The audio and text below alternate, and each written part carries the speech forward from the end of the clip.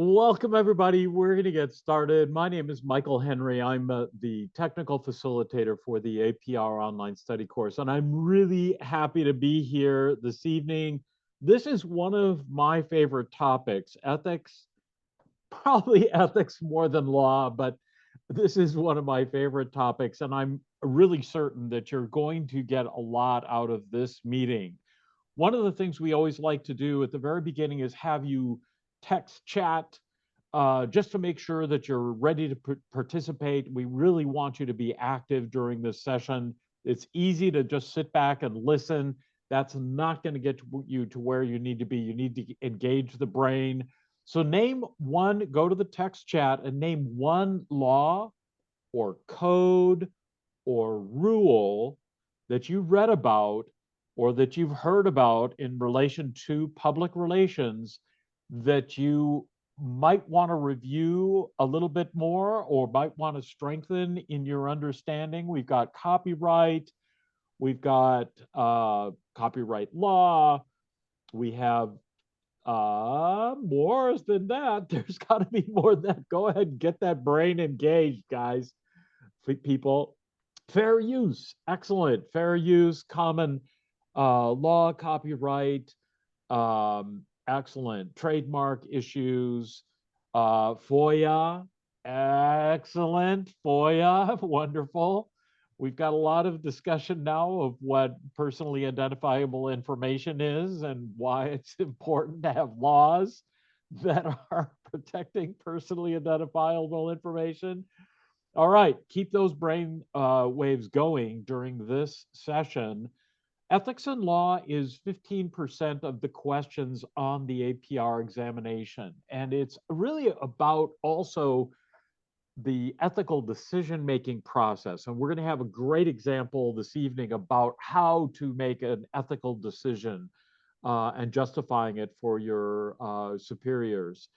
Also looking at the code of ethics for public relations related to PRSA, INSPRA, other organizations that many of you are a part of, and also just having that legal awareness.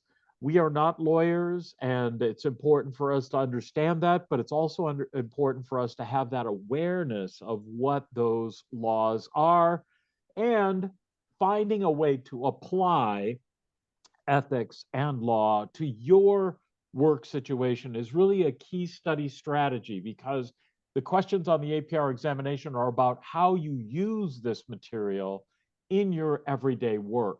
So that's really, really important. So we've got a great panel. I'm really happy to have the panel here. I'm going to start off with Kirk, and Kirk and I were talking a little bit at the very beginning, and I would love for you to introduce yourself, and we'll chat later. Go ahead.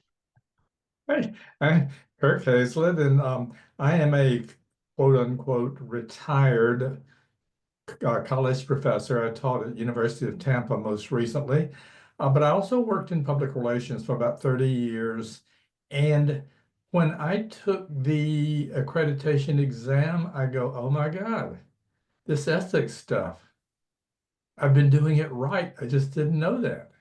And that to me was the fascinating part of it. And I just to know, that instinctively, I think we all act ethically, but sometimes we find ourselves in work situations where it gets a little dicey.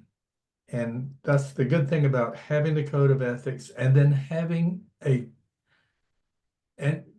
colleagues that you can turn to and ask the simple question, is it me or is the rest of the world completely messed up? That's a great question. And Kirk, you're so exactly correct. And that's a really important point for us to make, especially for people that are just starting out, that the certification examination is really about checking all of those boxes.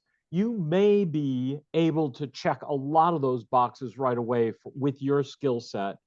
So it's sometimes people feel like, gosh, this examination is so scary, but it's important to check off the boxes that just as Kirk has done, and then really dig into those ones where you don't have that much confidence. And Jason, I would love it if you would introduce yourself as well, and feel free to to share your tip for how to make sure you're competent in all of those KSAs. Sure. Good evening. Glad to be here. Jason Messa, APR in San Antonio, immediate past president of PRSA here locally.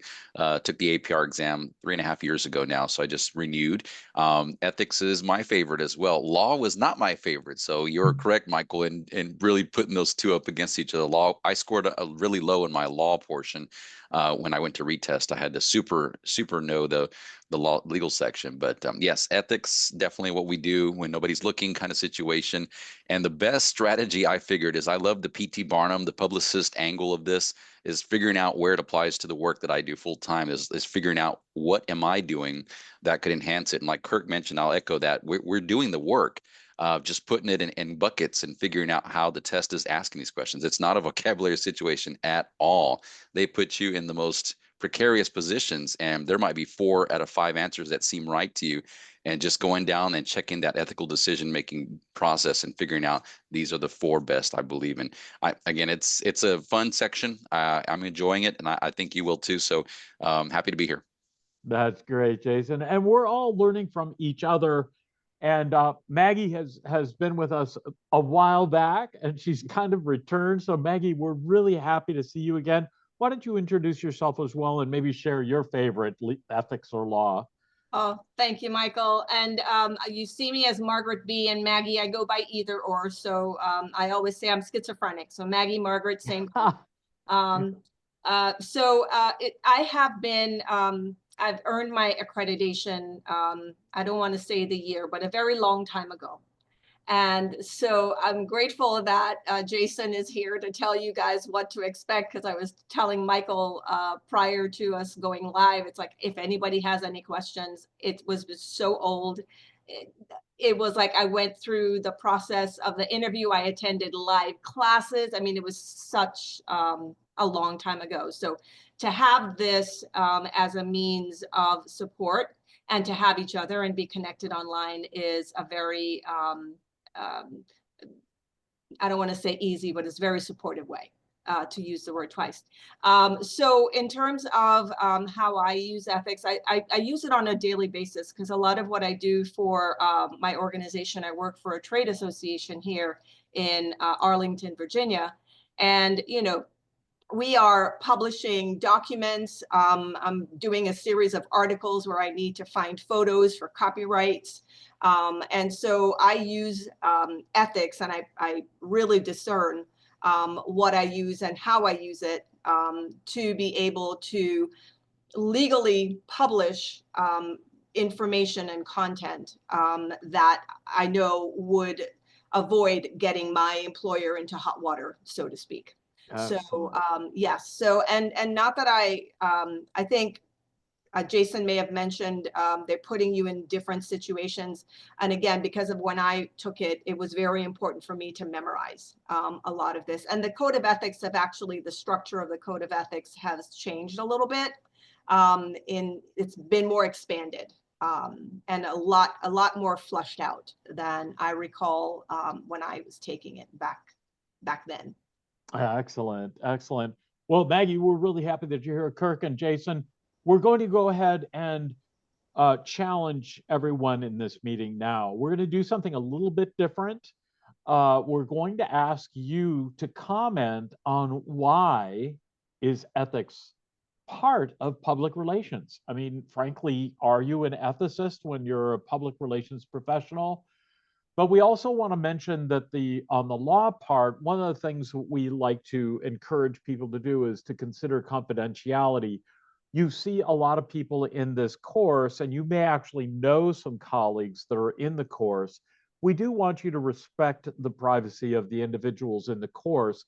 Some may not want their employer to know that they're studying for the APR. So ask permission before you share information about people that are in the APR online study course. Another sort of housekeeping issue is we send out the task sheet basically the day after our live meeting. So Wednesday, you get the task sheet. We do want you to really make sure you dig into that module and those activities in the online study course prior to coming to the next week's meeting. So to prepare for that meeting, you do those tasks on that task sheet. This is a self-paced course, and so we encourage you to skip around and to focus on really what you need to study. But make sure you are studying. There are people who come to the live meetings and don't do enough in the online self-paced activities. We really want to encourage you to do both because we found that that's a really successful approach. We also want to make sure that you mark those activities complete. You'll see a button at the very bottom of each page to go to the next activity. When you click that, it completes that particular page. You can always go back, but it will also increase your percentage complete. So we really want to see you complete those activities as you go forward, because we will watch your progress and we'll start bugging you if we don't see you completing those activities. Also, it's in the readings page, for example, you'll see the code of ethics for PRSA. You'll also see the code of ethics for INSPRA. There are other organizations. It's not going to be an examination on the code of ethics from PRSA. What it's going to be is an examination about ethics and understanding why they are there. So that's really an important issue, is to find a way to apply the ethical constructs and the ethical values that you see in the code of ethics from PRSA or INSPRA or any other organization, and find a way to apply that in your work organization. You'll also find in this particular module, since law especially is a little bit on the memorizing side of things, several Quizlets that will help you study those concepts. We also have, when you get halfway through the course, we have the Brainscape spaced repetition cards. Those are just like Quizlet, but the great thing about those is they show you a confidence score as you go through the cards. So try to get to that midpoint, and we will give you access to the spaced repetition cards for the APR. So let's do this little concept chat at this point. What I'd like to do is to spend really just 2 or 3 minutes. What we'd like to do is to have you type into the chat window and really answer this question: why is ethics part of public relations? I'd like to get 3 or 4 participants, not the panel. We'll have the panel comment a little bit, but what we'd like to do is to have you comment. So I'm going to look at the chat right now. We've got Sujata. I'd like to actually unmute you right now to have you share your comment with the group. I'm hoping you can unmute yourself. Go ahead and unmute yourself and let us share your comment with the group. Why is ethics part of public relations? Good evening, everyone. And oh, I think my camera is off. I apologize. That's okay. That's all right. Don't worry about it. Go ahead and Thank share you, your Michael. perspective. So I wrote disseminating information to stakeholders and publics is a monumental responsibility that must be rooted in integrity and honesty. Excellent. Great comment. Let's get another one. We've got, how about Julie? Julie, I'm going to go ahead and unmute yourself and unmute you, and you'll be able to share your comment with the group as well. Go ahead, Julie. Why is ethics part of public relations? Like I said, it's critical to being viewed and respected as trusted counsel. I mean, you're reflecting the values of honesty and integrity, and so that your publics and your organization trust your leadership. Excellent. So there's that ethical issue internally, working with your higher ups, that if you're holding back information or you're holding back ethical discussions and not openly discussing them internally, that there's a problem. How about Eric? We've got a comment. Eric was talking also about trust issues with audiences. Eric, can you comment on that? why ethics is part of public relations in terms of building trust?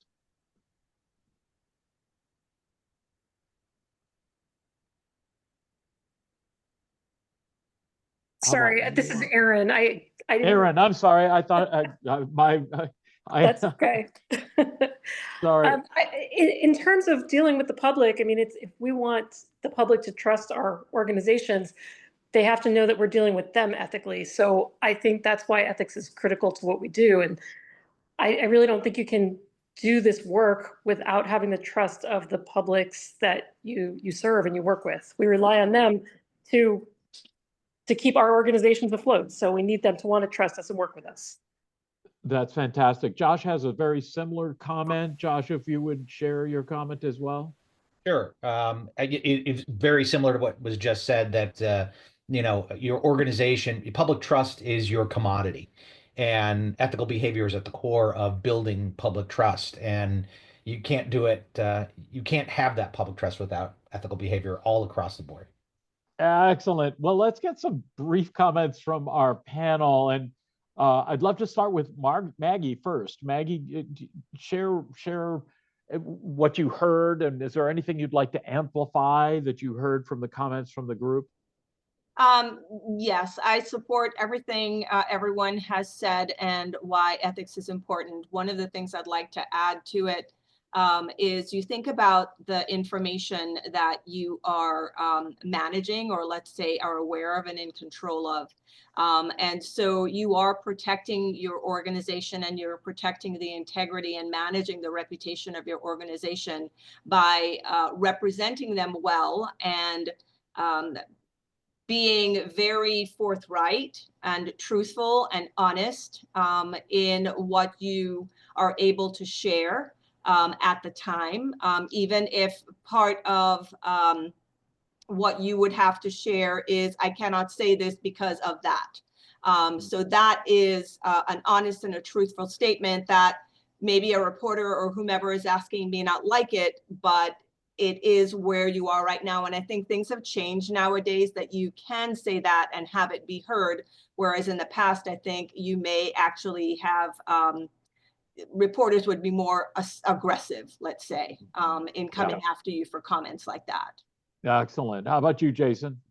Is there anything that you'd like to really emphasize that you heard or add to? Sure. Very, very few wrong answers, if any wrong answers. I mean, these are all right on the backbone of the code of ethics with PRSA. But on top of that, just being ethical people and the values, I think it bounces off our values. If you're not honest with yourself in fulfilling your own obligation for your workforce, for fulfilling the requirements of this course itself, if you just kind of skim through and kind of don't attend and really just really check the box, you're not going to be like a good grade on the test, but you won't be honest with yourself at the same time. So it's really just bouncing values off of your own personal ethics. Everything that everybody's saying here is spot on with just you're managing a lot. You might be managing confidential information. There's a lot that you're dealing with. So just having that core advocacy, the core honesty with yourself is the backbone of ethics. So beautiful answers all around. Excellent. And Kirk, we hear a lot of people say they don't have the competence really to stand up to higher ups in terms of ethics, but that really turns out to be sort of a role of the public relations professional in some circumstances. Do you want to make any comments about that side of ethics? Having a flashback to my very, very, very first job in public affairs for the Army. And when I went in to meet the commander and introduce myself, he looked at me and said, "Why the blankety blank are you here?" And I said, "Because, sir, I've been downtown talking to the folks in the community. Nobody knows who you are. You've been here for 25 years. You've got an image problem. I'm going to fix it." And he gave me the look, and we wound up dealing with the public, telling people who we were. And there were things, I'll try not to go too long on this, but I got a phone call. I love to tell this one story and then I'll be done. I got a phone call from a local reporter. "I understand that you have some students from X country going to the school." I look out my office window And lo and behold, there's a group of them walking by. What do you say? Because I could not release that information. Well, nobody has ever told me that we have students from that country going to school here. Did I tell the truth? Absolutely. Did I answer his question? Yeah. And he knew that I was dodging it, but I did not lie to him. And I would not lie to him, but there are situations where you find yourself faced with, what do I do? And thank goodness the Code of Ethics, at least if you are familiar with it, then you know kind of what the boundaries are. So I'll stop talking there because I could go on forever on this. Excellent. It is a tightrope at times. So we're going to get into the tightrope, especially in terms of scenario questions, and also we have an ethical dilemma that we're coming up with in a little bit. So the scenario practice question is a study strategy. Those of you who don't want to write a study question, realize that writing at least one in the course is going to help you on the APR examination. It really helps focus on your reading. Many of us we read a lot of stuff. How do you read something and really digest it and understand it? And if you think about how would a question look, what would a question look like about this particular material, that focuses on the reading in a way that frankly is deeper than general skimming. And also it really helps you understand how the questions are formed on the APR examination and really sets you up for success. We also have Jillian and Angela who are going to be sharing their questions with the group here. So we want you to remember that these are not specifically questions from the examination, but they look like questions from the examination. And we want you to participate in these questions. So listen to the scenario, consider the KSA, think about the best practice response. Think about what you should do, not necessarily what you do in some circumstances, because sometimes we need to move a little quicker and take shortcuts. Don't take shortcuts when you do these questions. So I'm going to hand it over to Julian at this point. And would you share the question with the group, please? Good evening, everyone. Scenario practice question 1. You work for an advertising agency that contracts with self-employed freelance writers, designers, and photographers. Your legal team takes great care to establish clear ownership rights for the agency over any creative assets produced during the time frame of these contracted services. By copyright ownership law, your agency has, and apologies, this first word should be reproduction, distribution, adaptation, performance, and display rights. Option B, common law copyright. Option C, no legal rights to the work. Copyright always belongs to the original author of the work and does not transition. Or option D, educational use exception. Okay, go ahead and enter your response in the chat window, and let's go ahead and see what we come up with. We've got some A's and we've got some C's. We got some C and D. So that's kind of nice that we've got a little bit of disagreement. What that means is this is a decent question. It means that it's not something that really easily comes to mind. According to Jillian, for this particular question, it is A. And Jillian, since we did have disagreement, would you share the rationale for your question here? Absolutely.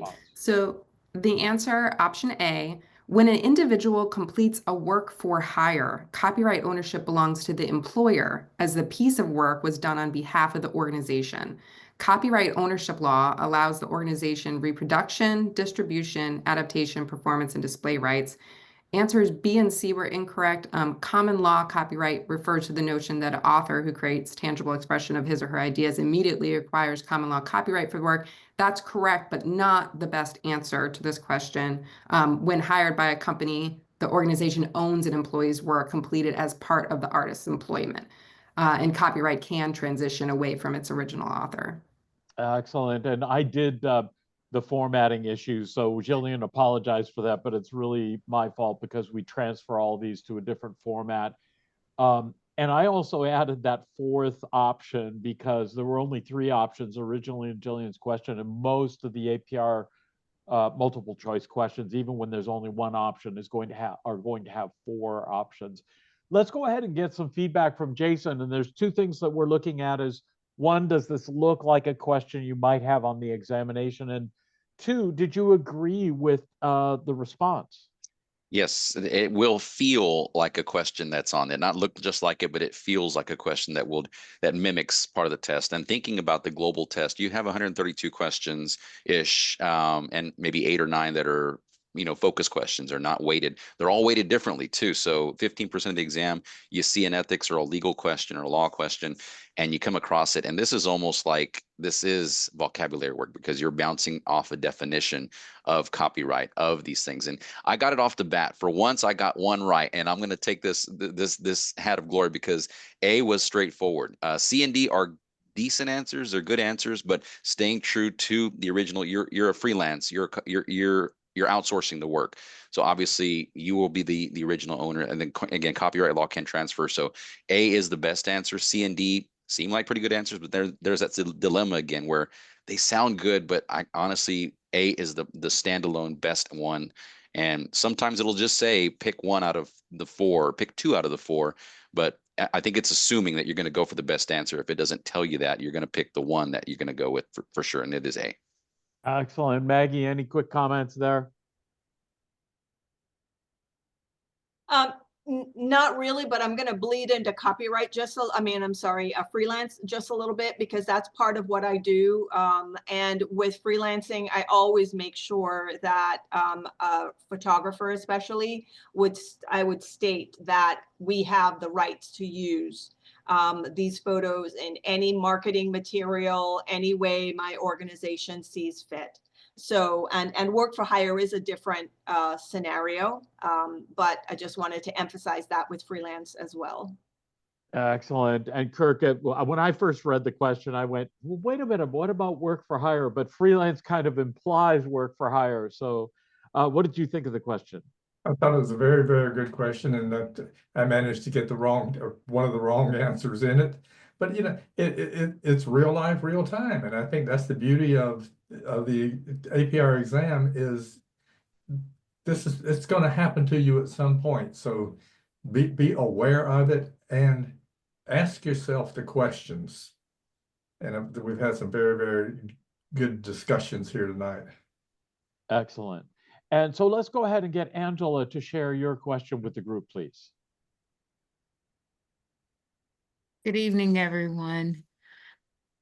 You've been asked by your company to register a trademark of a new line of products, which emerged during the pandemic. You submitted the paperwork and immediately began using the mark. What is usually the first step prior to filing? A drawing of the trademark is submitted and the filing fee is paid. B, a commercial research firm checks to ensure no other party has registered the name, phrase, or logo. C, 3 examples of how the trademark is being used is provided.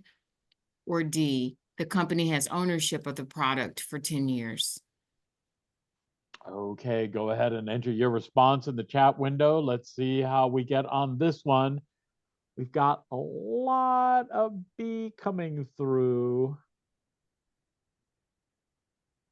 I think that was about it. Let's get everyone, if you are not quite sure, just go ahead and enter a response.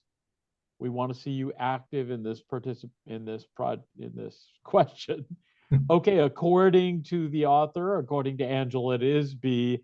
Angela, we're going to go ahead and skip the rationale for the moment because we had so much agreement on B. Do we have any comments from the group? Jason, Maggie, any comments? Kirk?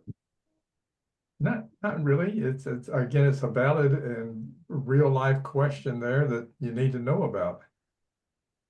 Great. So it's very straightforward. So let's move to the module notes, and we'll have a little bit of a discussion, not only of the legal side, but also the ethics side. The module notes, again, is another learning strategy. We do ask you to, as you're reading, come up with the highlights, your highlights of the material, and then create a short presentation to share in this meeting. We have Sue Cutsforth, who's going to be sharing her notes on applying ethics and law. Sue, are you there? Yes, I am. Excellent. Why don't you go ahead and share your notes for Module 2. Okay, if you could advance the next screen, the next slide.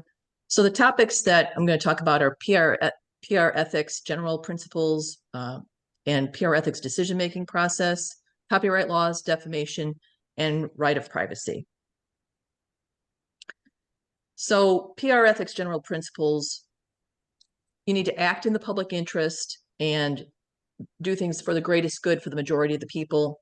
Use honesty and integrity as your guides, and avoid actual or apparent conflicts of interest, and disclose any potential conflicts as soon as possible. Also ensure accuracy and truth, and then deal with all publics fairly. Next slide, please.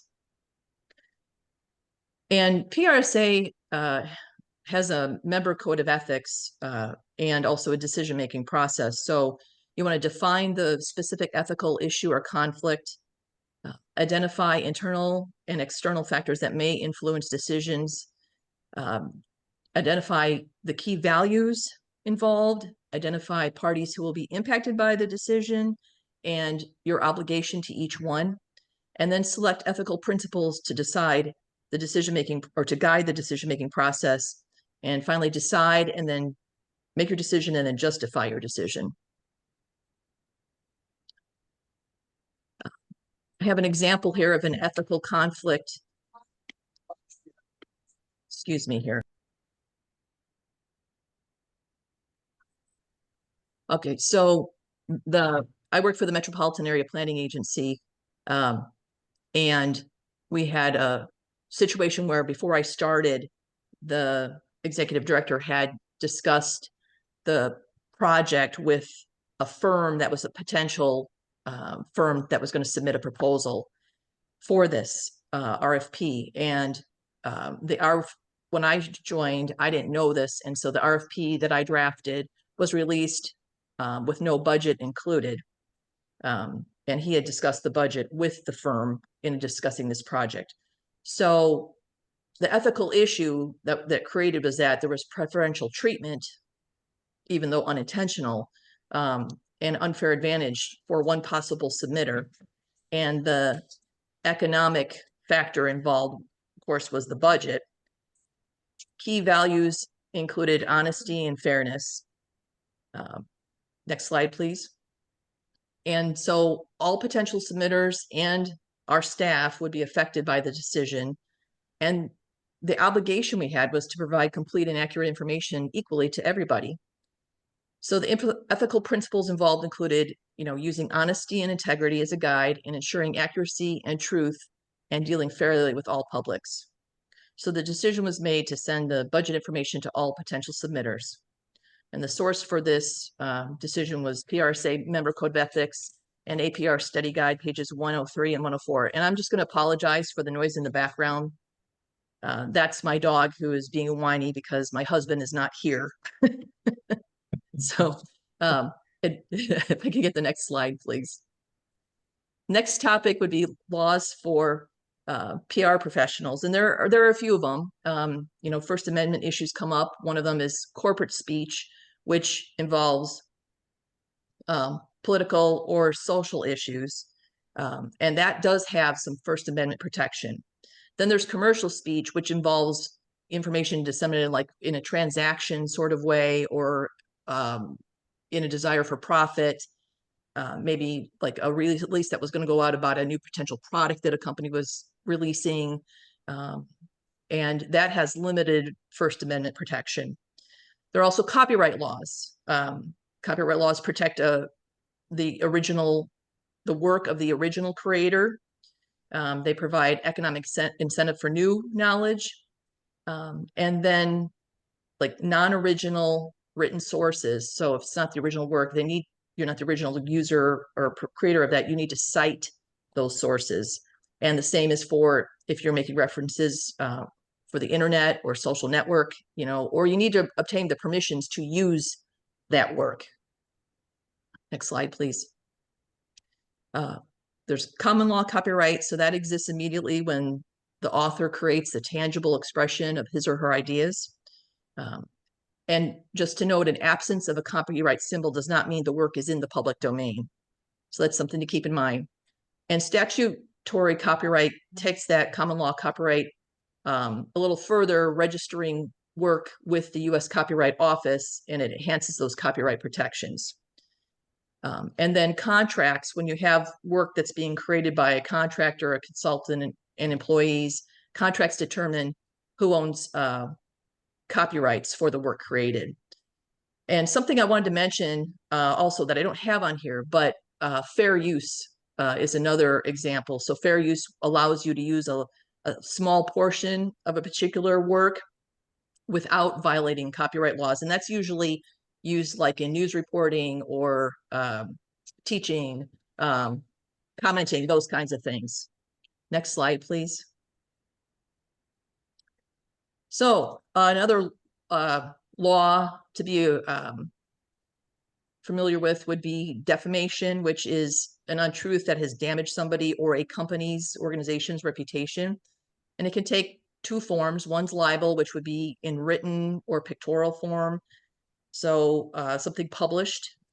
Slander is the spoken or verbal component of that. And slander does not have to necessarily occur in a public setting in order to be considered slander. So there are 5 elements that have to be present in order to prove libel or slander. One is defamation. Another is identification. Somebody or something, the organization's been identified.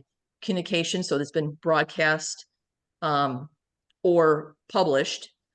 And then fault, so malice, which would be if somebody knew that the information was wrong, but published it or broadcast it anyway. Negligence would be that if they didn't intentionally publish or broadcast false information, but were negligent in failing to check the sources and make sure that was factual. And then, of course, damage to the reputation of the person or organization. Next slide, please. And then there are 4 defenses against libel. One is truth. Another would be privilege. So information taken from a public document. Fair comment would be another one where information is related to a community interest. And then also printing or broadcasting a retraction to correct the mistake, the untruth. There's also right of privacy. That's another law which ensures somebody's right to be left alone, basically. There are 4 acts that can violate privacy. One is using a person's name or likeness without their permission for commercial purposes. Another is disclosing a public disclosure of private and usually embarrassing facts. And then also invading someone's solitude, like by using, like recording them, audio recordings or using video recordings of them. That would be intrusion. And then false light, so putting somebody in a false position before the public or misrepresenting them to the public.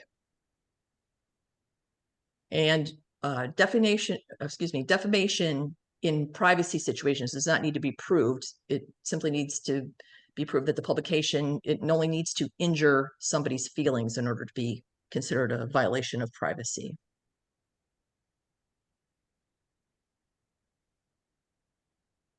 Oh, that's great. Excellent job. Let's get some feedback from the panel.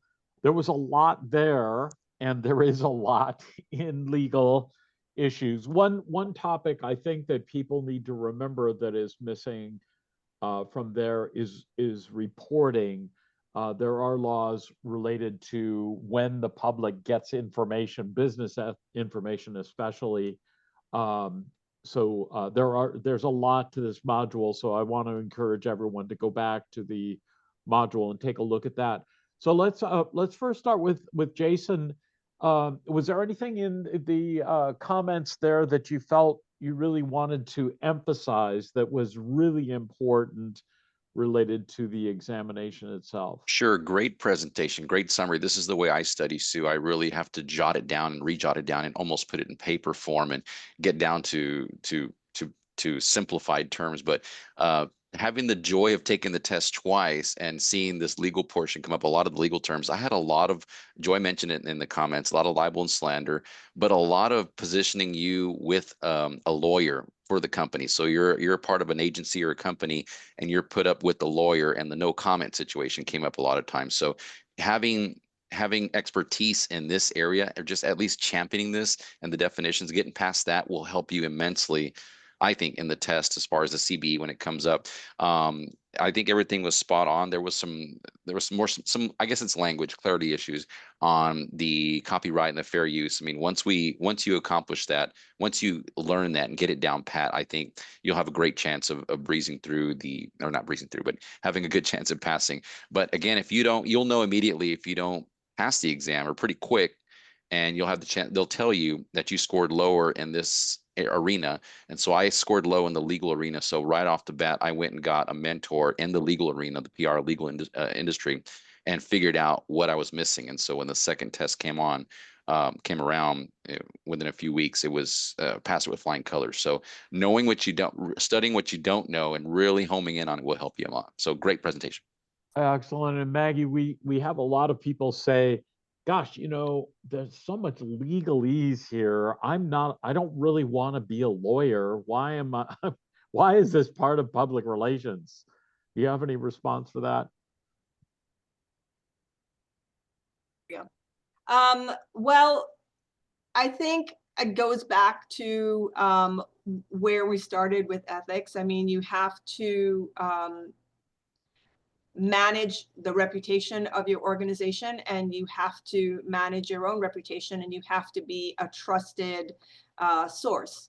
So for me, coming and presenting information in a way that doesn't slander somebody, that doesn't speak an untruth, that doesn't defame anybody in any way, to me, it all kind of ties in with it in that regard, specific to the question that you asked, Michael.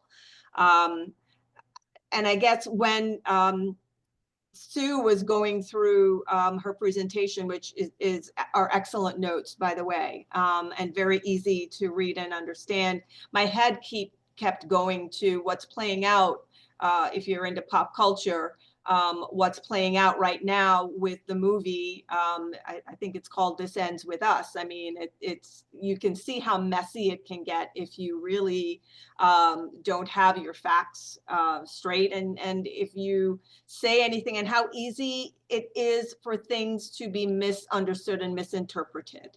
So I don't know if I've contributed anything or if I've just rambled on like an old lady, but I just think really good notes too, and yeah.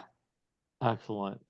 Good job, Maggie. And Kirk, I find frequently that lawyers don't have any trouble saying no comment, but a public relations professional does. So there's that, how do we work with the lawyers? And yet the laws are important, and we need the lawyers as part of the team. So how does that work?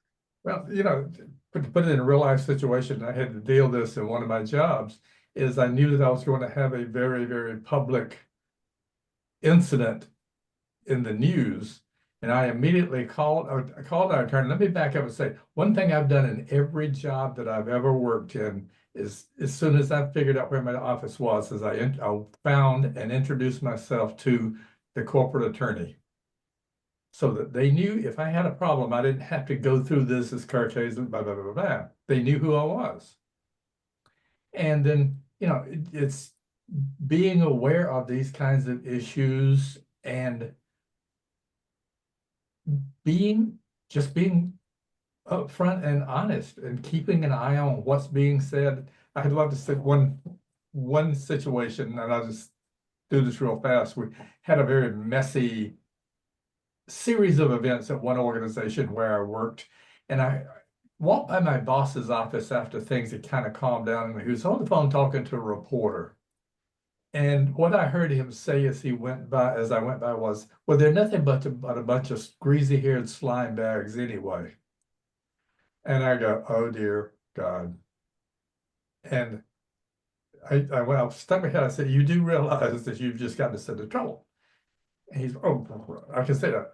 I said, no, let's go talk to the attorney. And he said, yeah, you've done something here. But again, I was aware of it. I was aware that there was an issue. He wasn't. He absolutely had no clue what was going on. But he's the boss. So, but it's fascinating looking at this, and this is a terrific compilation of all that you need to know and consider in ethics. Excellent. And those notes are really great. For those of you who don't know, you can go back to the recordings and see the PDF of the slides. I would encourage you to take a look at those note slides, especially if this is a weak area for your KSAs. So we have Susan Tierney has an ethical dilemma response. And one of the things I want to actually mention about Sue's presentation, and I'm going to go back actually to the slide, because the PRSA has a decision. Well, actually, it's not PRSA. This is the decision-making process for the APR. So one of the things that's important, and we talk about this, especially in RPI, that you would not create a strategy or a tactic before you create a goal, because there's a logical progression to the communication process.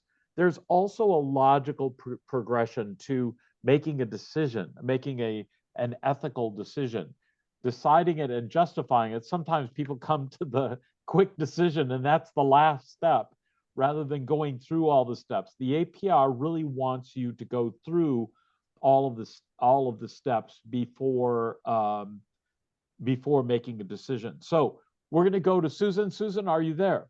I'm here. Excellent. Why don't you go ahead and share your ethical dilemma situation with the group? Great. Thank you, Michael, and good evening. So this is called Messaging for Success. Next slide. Here's the situation. Your agency is building a new bridge on a busy street where the residents are very engaged. City elected officials would like to incorporate special features that were not part of the original design, but don't want to be identified as the source behind the design change because of the additional cost. How do you frame this new feature to the media and your target publics while also upholding your principles as a PR professional? So next, you need to define the specific ethical issue or conflict. You want to be supportive of the elected officials. It's an important part of your job, but also you should be honest and forthcoming when managing the message of why the updated design costs more, especially to the community where the bridge is being built. So you want to identify the internal and external factors. Is it critical that the disclosure of the additional costs are necessary? Do you state who has directed the additional design feature? Should you conform to political pressure? Will disclosure affect the relationship between the agency and the elected officials? And does the community have the right to know? So in identifying the key values, honesty is important. You must share the highest standards of accuracy and truth. You must have integrity, always demonstrating professionalism. Fairness, you must deal fairly with the community, the media, and elected officials. There should be a free flow of information, the right to know, especially with a public project that the community has invested in. And then advocacy, serve the public interest by acting as responsible advocates for those that we represent.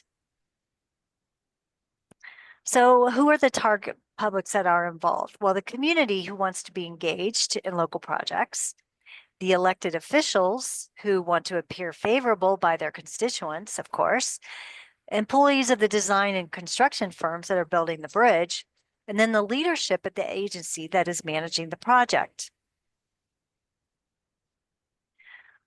So select the ethical principles to guide the decision-making process. Integrity, always be honest and accurate in all your communications. Ethical, do not disseminate false and misleading information.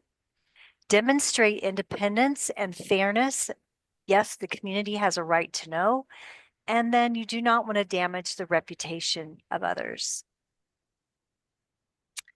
So make a decision and justify it.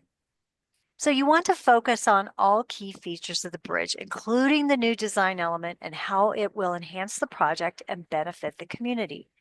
The enhancement brings greater aesthetic appeal with practical functionality, improving visibility while creating a welcoming presence into the city. The additional feature will be funded by a contingency budget and is positioned as a part of a broader community infrastructure improvement project that is supported by our city's elected officials, the community, and the agency. I believe that concludes my presentation. Thank you so much. So actually, Susan, would you sort of state that decision? So this, what you have here, oops, I'm sorry. There is sort of the communication at the very end. One of the things I think that would be important is saying, because the question was, do you disclose the cost and where it came from, I think was the ethical dilemma. Right. So we are going to disclose the cost and we are going to share where the budget comes from for building the bridge, for building the special enhancement on the bridge. Excellent. Okay, that's great. So let's get some feedback from our panel. And I'd love to start with Kirk this time. This can be a little bit of a sensitive issue for elected officials, especially when people are crying foul of spending money on a government level. So first of all, did you feel that that was correctly put together in terms of the decision-making process? And then also, did you agree with the final justification? I'd say, as one simple answer is yes. Very well done, and it really demonstrates the fine line that you're walking in public relations, because you get down to the bottom of it, the public has a right to know, period, end of sentence. But making sure that no one is hurt in the process, I guess is the best way to say it. This was, I thought, this was a very, very good roadmap of how to deal with situations just like that. Yeah, that's excellent. And Maggie, I know of situations where elected officials specifically worked very, very closely with the public relations professionals in the sense of pressuring them, frankly, to do things that are just a little bit on the gray side of ethics, and having a solid decision-making process really helps. Any comments on that? Yeah, I would agree. And also, as the presentation was happening and going through Susan's check marks and the process recommended by PRSA, I also was thinking about the fact that, okay, in addition to dealing with a political individual who always wants to make sure that they are reelected or appointed in future, you also have your company that you need to have them support you in your decision and rationale as well. So, it's a very tough position to be in, and having this formula to be able to stand by it and have the PRSA code of ethics as your support, the support on your back, I think is very important and speaks well of what you are able to do and bring at the table in justifying and rationalizing your outcome and the reason for it. And hopefully your company will agree and say, okay, yes, we don't like it, but we'll go forward with it. So it was a good a good process to go through, and the thoughts that arrived at the outcome that Susan chose was sound.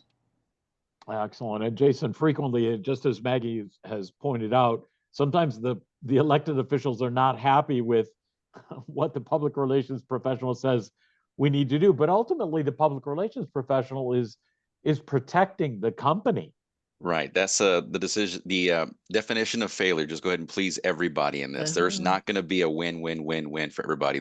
Obviously, this scenario mimics a publicist role. The agency's put in a precarious position because you're trying to influence a short-term win, but lose sight of the long-term implication of tax dollars. And anytime you deal with contingency budgets, this is on this side of it, but it's mainly for cushioning unexpected risky projects. This seems like the official would want to earmark that in the form of future votes, influence. So this tells us in the beginning they didn't want to disclose, but maybe in the future they might.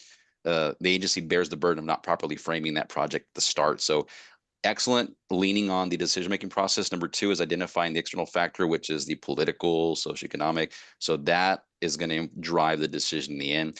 I think it's correct. You disclose potential conflict of interest, but loyalty to the company. Obviously, this happens in school districts all the time too.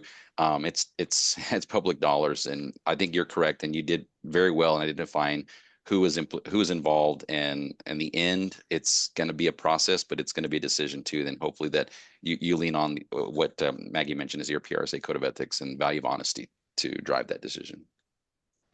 Excellent discussion. Really great job, Susan. That's fantastic.